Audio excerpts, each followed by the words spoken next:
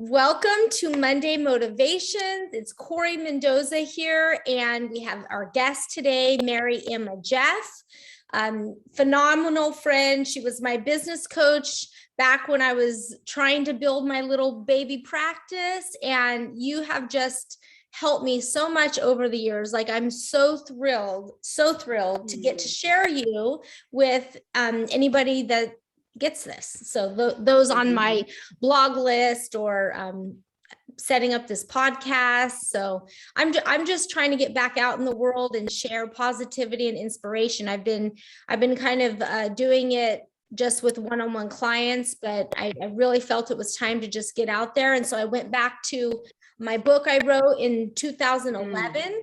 And there's 52 messages in here. So it's called Monday Motivations, 52 Weeks to a More Purposeful You. Every week, it's just one simple page, one simple message on a topic to help us be more purposeful with our lives, and then a spot for journaling. So Marianne and she is founder and CEO of Momentum Squad. She shows smart, ambitious, professional women, which is why I was one of her clients. Just kidding. Yeah. She shows smart, ambitious, professional women how to harness their big ideas, master their time, and upgrade their actions so that they can increase their productivity without the push and tap into their natural momentum.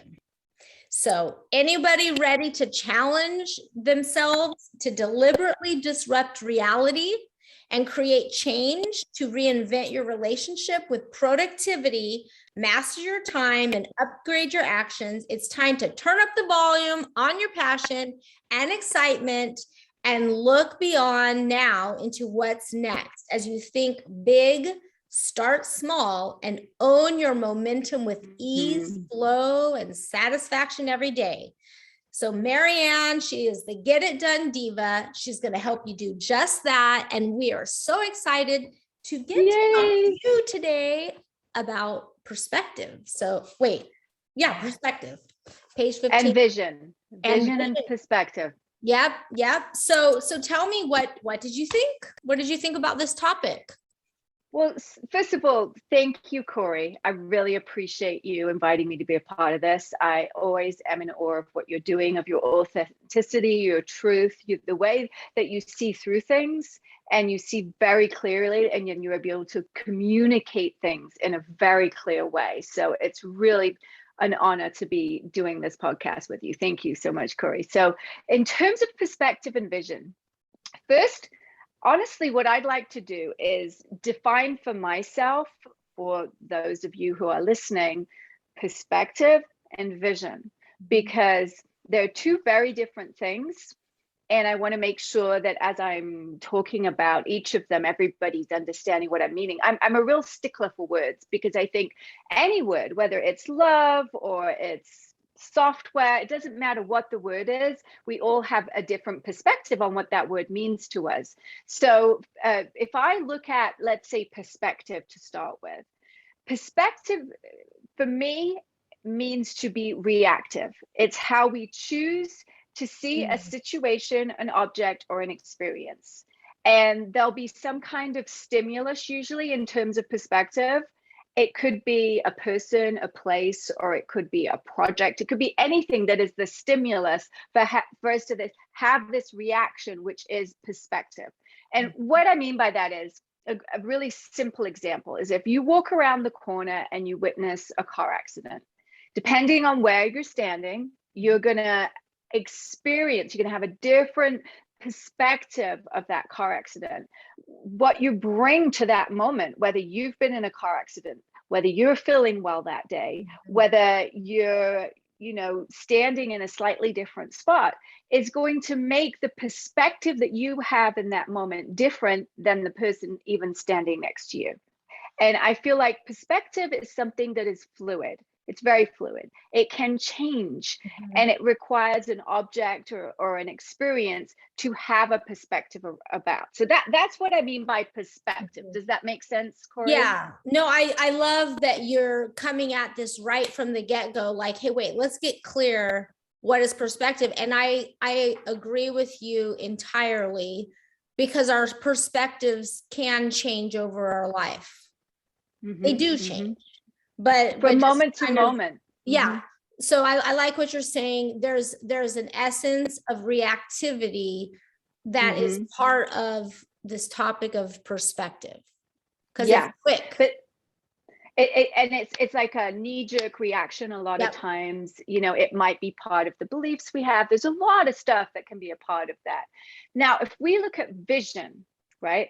The way I define vision is that it's more proactive. So perspective is reactive, vision is more proactive. It's a conscious choice, and it's usually about how we see things in the future. Not always, but vision is usually future driven, whereas perspective might be how we're looking at something that happened in the past, or what's happening right now, or maybe the future. We can imagine using our imagination, our vision.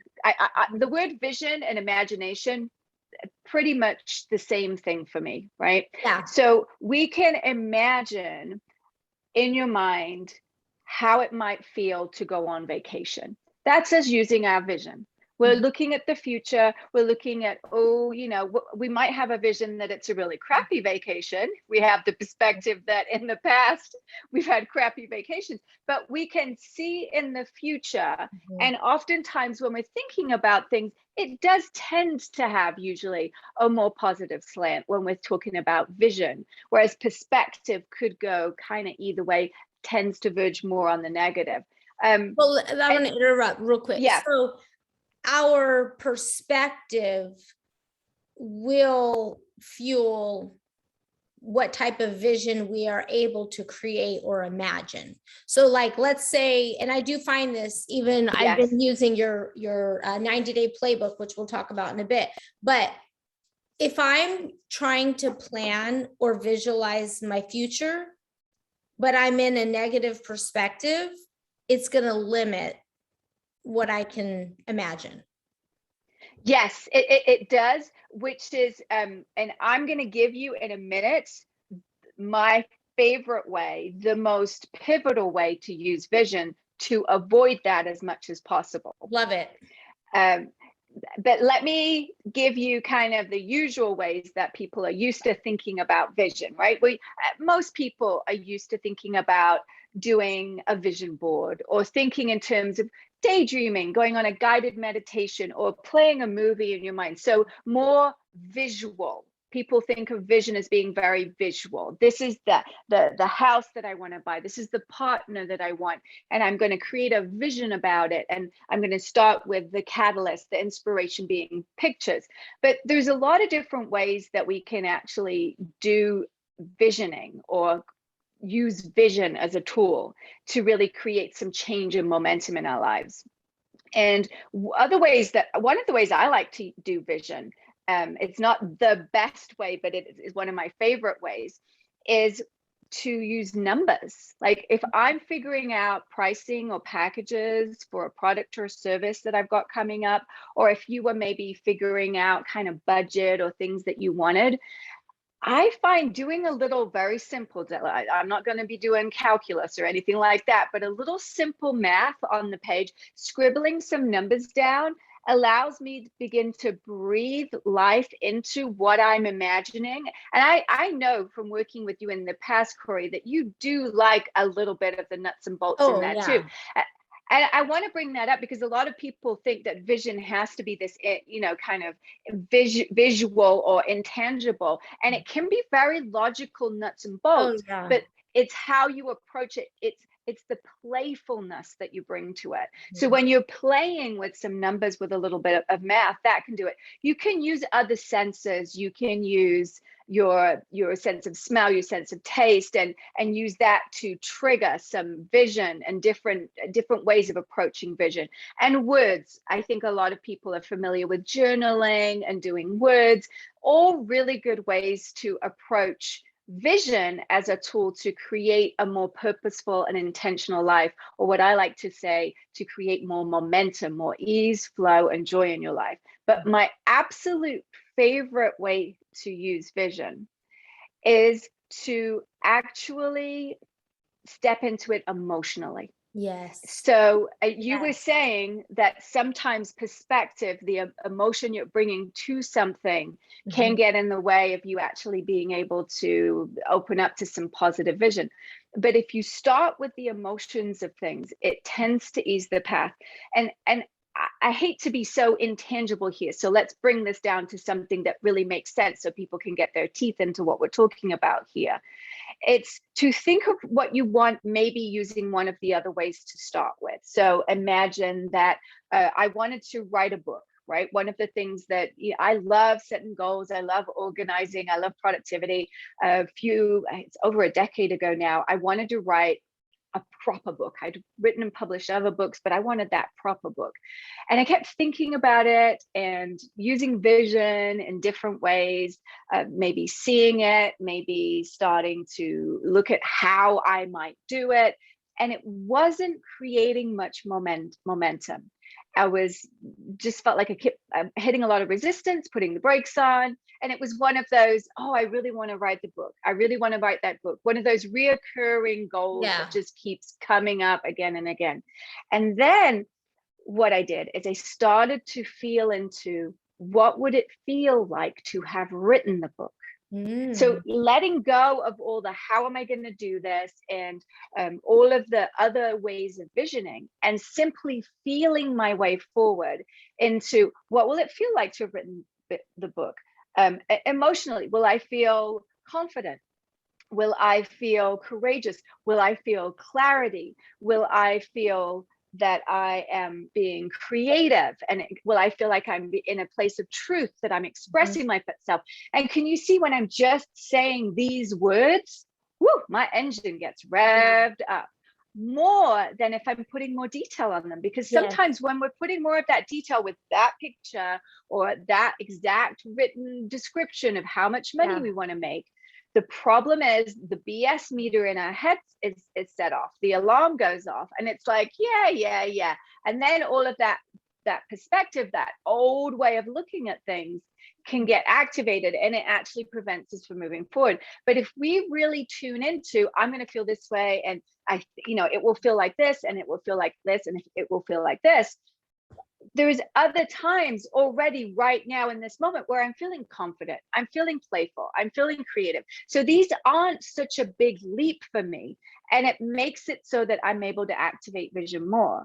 And so kind of going into one of the other questions that you had mentioned that you wanted to talk about. Before you move on, I kind of want to lock in what you're sharing. So basically, you've separated perspective with vision, because perspective it's more based on what we bring to the table, and it causes an initial reaction, where vision is more about imagination and hope for the future.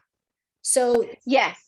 And then you went on to share with us that these new ways to invest in vision. And I don't want to move too fast on this, because you really touched on some important things.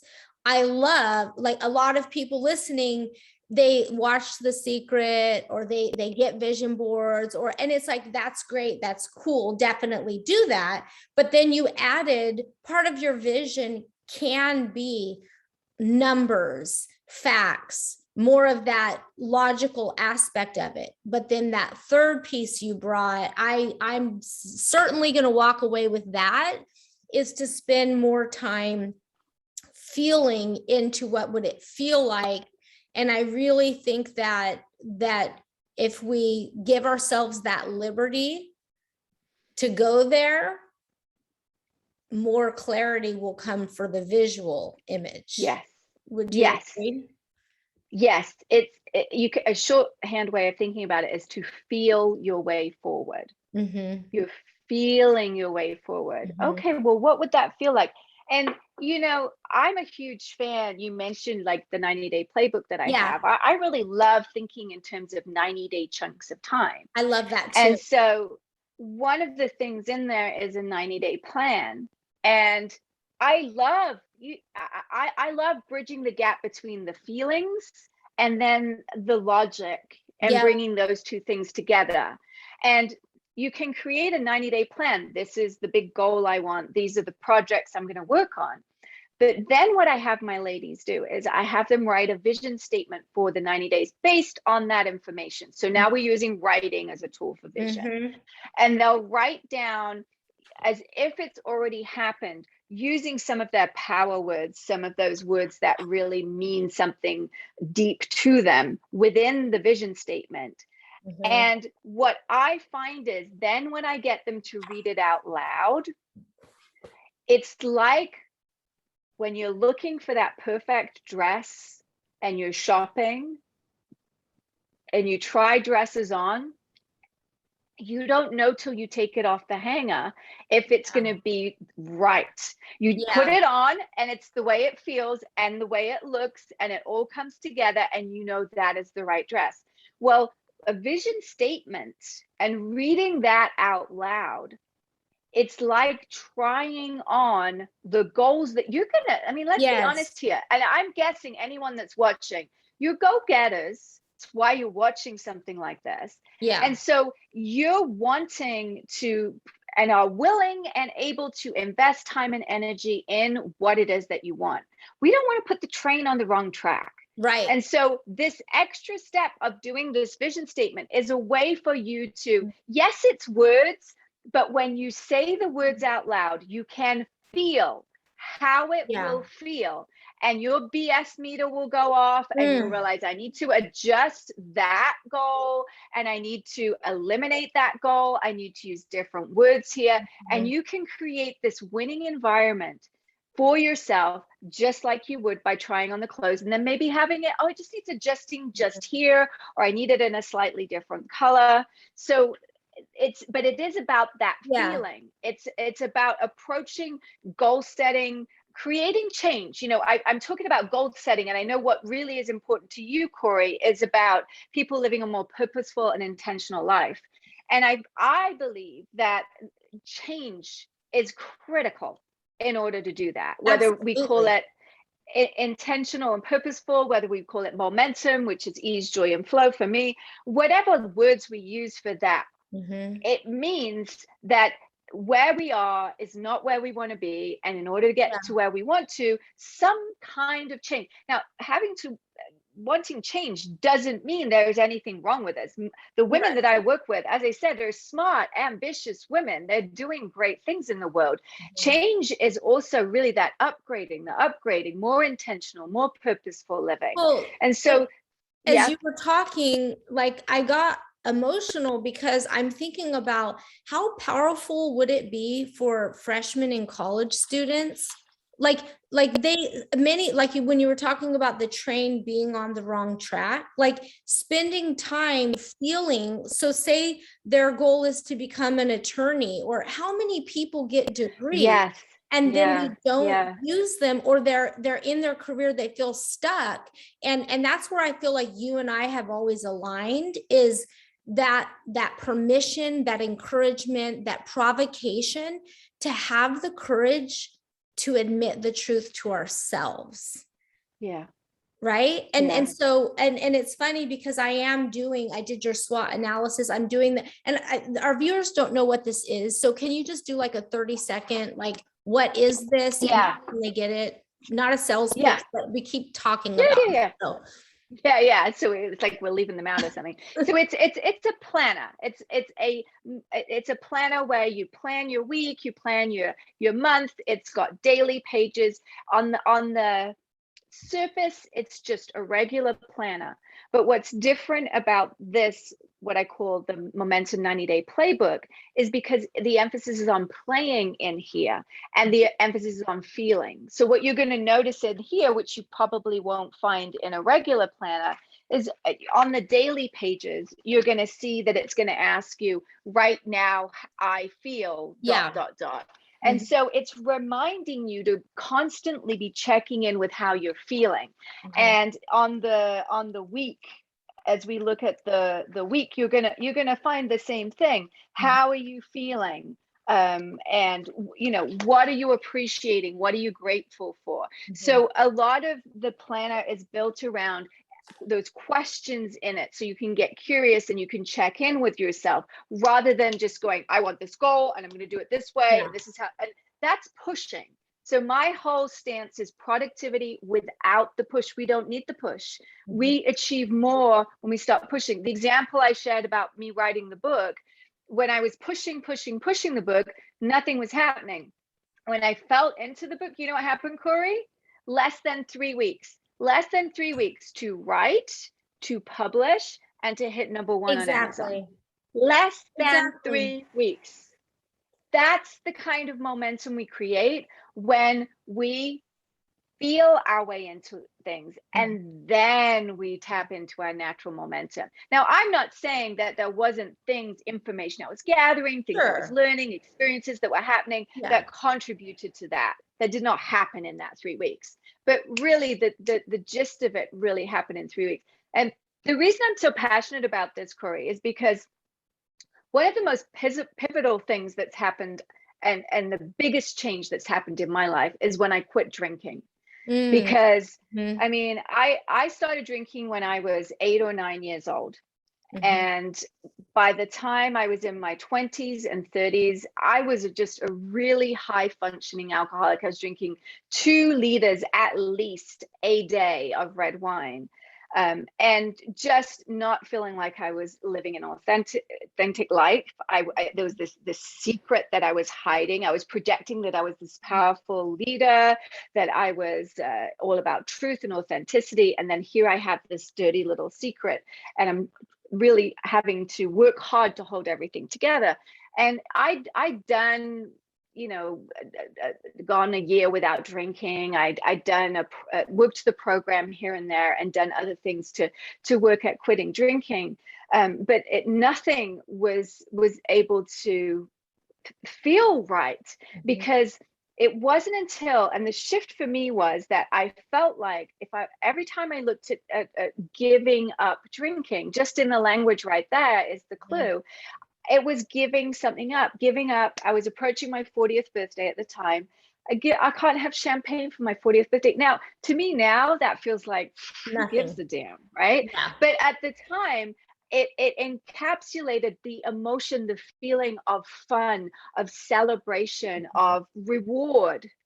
Alcohol stood for emotionally all of these things. And there was this pivotal moment that I had where I suddenly realized that what I was gaining instead of what I was giving up. And I got the feeling of that. I got the feeling of living consciously, of being awake, and how great that would feel. And I tried it on like the clothes. In a split second, that came in. I was so lucky. It just came into my mind to approach it from emotions rather than pushing, working a program, or doing things logically. And that day I quit drinking. That was over 15 years ago, and I have never had a drink since. And the thing is, I haven't even had the desire. When I quit before and I was working the program, when it was like I was suffering every day, and I had to talk about how hard it was. Now, I don't even know what day it was I quit. I say it's around 15 years. I don't know. I don't need to check it off. You don't have a tracker. It's been 3,929 days. And it doesn't matter, right? None of it matters. And so it really, that's one of the biggest breakthroughs. And that's why I'm so passionate about this idea of approaching things in a different way. And we all have these changes we want to make. It might be that you want to maybe not just have so many glasses of wine, you have to be at the extreme I was, or that it's that you want to write that book, or you want to get that promotion, or you want to quit your day job. Whatever that is that you want to do, working at it doesn't work. It just pushes, it burns you out, and makes you feel bad. And you know what's so cool? Like we're in a little cul-de-sac, and I'm happy with it, because do you know who Annie Grace is? She wrote a book, This Naked Mind and the 30-Day Alcohol Experiment. And she's part of, there's a big movement going on, living an alcohol-free lifestyle. And she's touching hundreds of thousands of lives and helping them live alcohol free, because her methods are exactly what you're talking about. So that just happened to Okay. you in your own path. Well, she actually now has books, programs. I listen to her podcast Right. because the way she thinks is, it's empowering, and it's just the same way that you think. And that's why Yes. every time you and I sync up, it's like I feel like I just plugged my iPhone in. Like I'm the iPhone. I just got plugged in, because it has to do with authentic living. I think anything we're trying to change, if we have the courage to be honest with ourselves, we really don't want the negative habits, whatever they are, whether it's gossiping, like, Yeah. having relationships with people and going to these lunches and hanging out where it's all negative, and we come home, we don't feel good about it. It's like, if we just lean into the truth of what we really want and feel, the low level desire for the negative is not that truthful. It's just, And I find that if we just we don't even need to really dig too deeply and, oh, I don't want to do that, and I did it again. Like it's Abraham Hicks, who I'm a huge fan I of, love, has a thing called emotional scale, and it's in the yeah. back of the playbook, and it's hard to see here, but bottom line, this is a list of 22 words. And somebody described it the other day and I loved it so much. It's just looking at the list and you acknowledge where you're at. It's how I use it. So you notice, you look at the list and you go, oh, today I'm feeling angry, or today I'm feeling joy, or I'm feeling optimistic or hopeful, right? But the levels at the bottom are more of your kind of stuckness, more of your negative emotions, and then at the top you've got the more you're in the flow, more joyful. But you could think of it as you're in the basement or you're in the penthouse. And so you're just looking at this list and you go, oh, you know what? I'm in the basement and I want to take the elevator to the penthouse. And there's no judgment there. Like when you go get in an elevator, you don't go, oh no, I'm in the basement. How awful of me to How be did in the I basement. get here? Yeah, how did I get here? And I need to figure it out. And you just get in the elevator and you hit the button and you go to the next floor. And that's how I like to approach just using your emotions, whether it's in vision or whether it is in any area of your life, just tuning in more, which is why in the playbook, it's all about how are you feeling right now? How are you feeling right now? So that you can really tap into that. There's actually, I believe, 5 elements that are key. So can I share Yes, the 5 please. elements with you, Corry? Absolutely. So one of them we've been talking about here. We might call it vision. I like to call it imagination.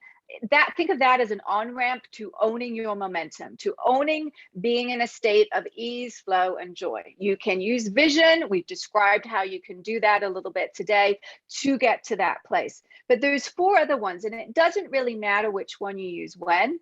Another one is hunger, and you touched on it a minute ago. I love to call it hunger because I think that really cuts to the emotion of it. It's like, what do you want? Are you hungry? What are you hungry for? Right? And if you don't know what you're hungry for, then you're going to be really struggling. So we've got hunger, we've got imagination, then we have action. But I don't want you to think of it as I'm going to go out and I'm going to do a bunch of stuff. What I mean by action is listening for the impulse to take action. So it's not just pushing, it's listening and acting. And then we have change, creating change. And like in my introduction, you mentioned I love to deliberately disrupt people's reality and my own reality, create change. That's a really great way to get a momentum. And the final way is curiosity. And that's about really asking questions. What's working? Why is that working? Even they all kind of cross together, like, what do I want? And why do I want that? There's a lot of ways that we can use curiosity. All of these 5 elements, if you can own all of these 5, then you can own your momentum. And then you're in charge of being in the penthouse and being in momentum and ease and joy and flow, rather than being down in the basement and being in that place of stuckness. Absolutely. I love it. And so, having those 5 things working, it's probably not so much like in that order, right? Like you could just grab Doesn't matter. be a little bit, and that ties back into perspective. Getting curious, what perspective am I in? Is there another perspective that would help me have greater imagination to vision what the future could be like?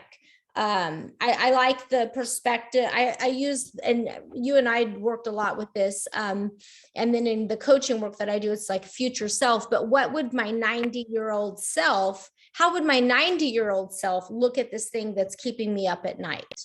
Or look at this area I have angst in. So, what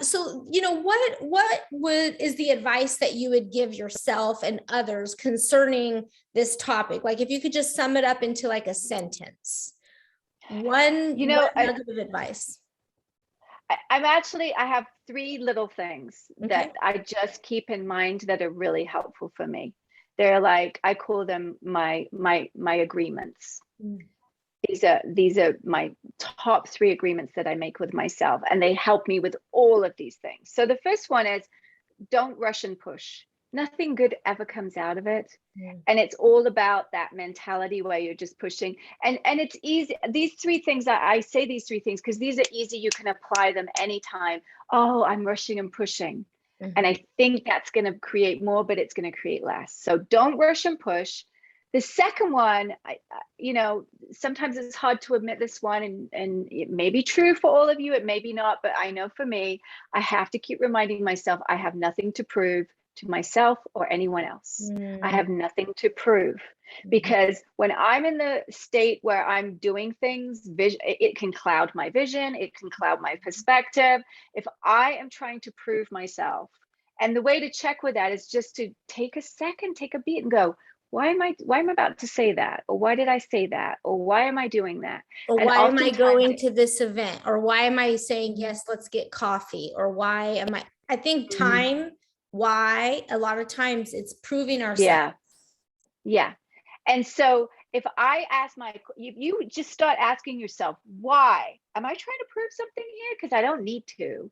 Then you can trim your to-do list, create more space, and create more vision in your life. And the 3rd one is, and this is huge for me, and I think I've really landed into a strong desire that this is the new benchmark of how I want to live my life over the last 2 years. And it's, don't sacrifice joy now for joy later. So don't sacrifice joy now for joy later, because I'm not willing to do that anymore.